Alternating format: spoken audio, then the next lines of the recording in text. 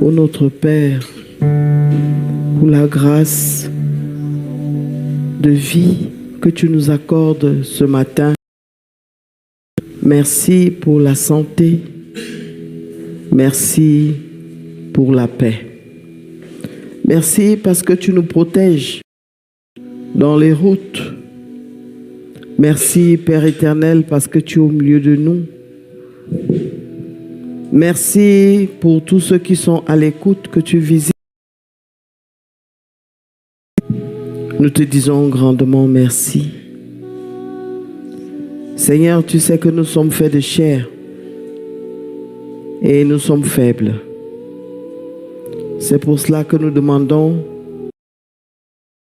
nos péchés. Lave-nous, purifie-nous dans le sang de ton Fils, notre Seigneur Jésus le Christ, qui a coulé à la croix pour la rémission de nos péchés. Merci, Père, parce que tu nous pardonnes. Merci pour ta miséricorde, Père éternel, qui ne tarit pas. Merci parce que tu es infiniment bon envers nous. Merci, Père, pour la patience et l'amour que tu exerces pour nous.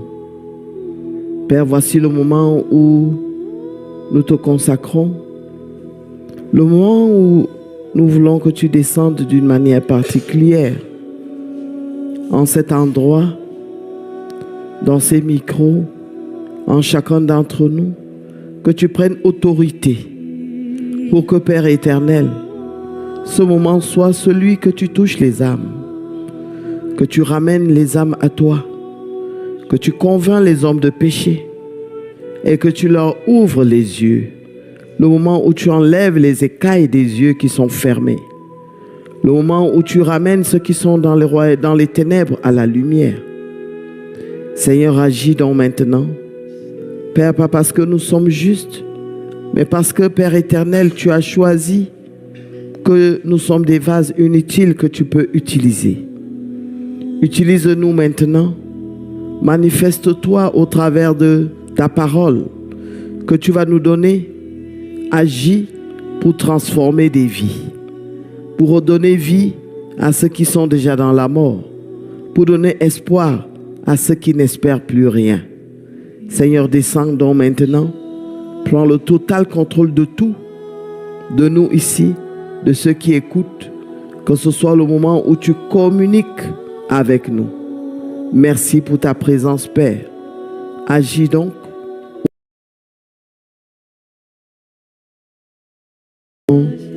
Le livre de Jean au chapitre 3. Jean 3. À partir du premier verset, Saint-Esprit. Mais il y eut un homme d'entre les pharisiens nommé Nicodème,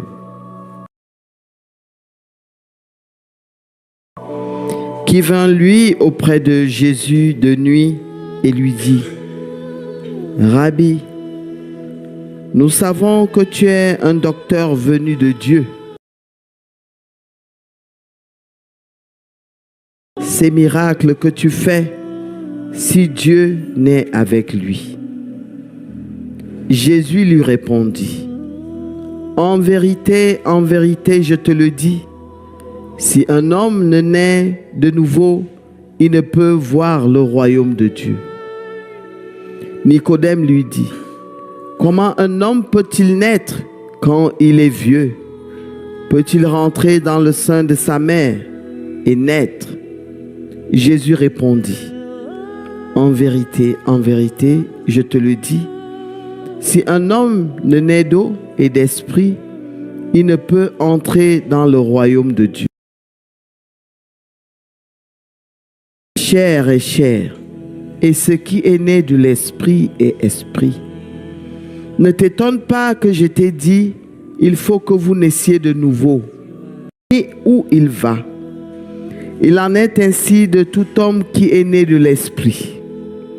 Nicodème lui dit: comment cela peut-il se faire? En vérité, je te le dis, nous disons ce que nous savons et nous rendons témoignage de ce que nous avons vu.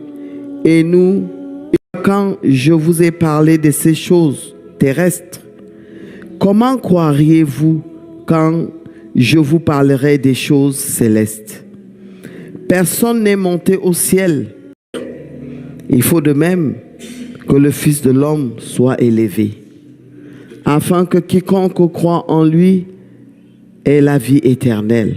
Son Fils unique, afin que quiconque croit en lui ne périsse point, mais qu'il ait la vie éternelle. Dieu, en effet, n'a pas envoyé point jugé, mais celui qui ne croit pas est déjà jugé, parce qu'il n'a pas cru au nom du Fils unique de Dieu. Et ce les ténèbres à la lumière, parce que leurs œuvres étaient mauvaises. Car quiconque fait le mal hait la lumière et ne vient point à la lumière, de peur que en Dieu. Amen.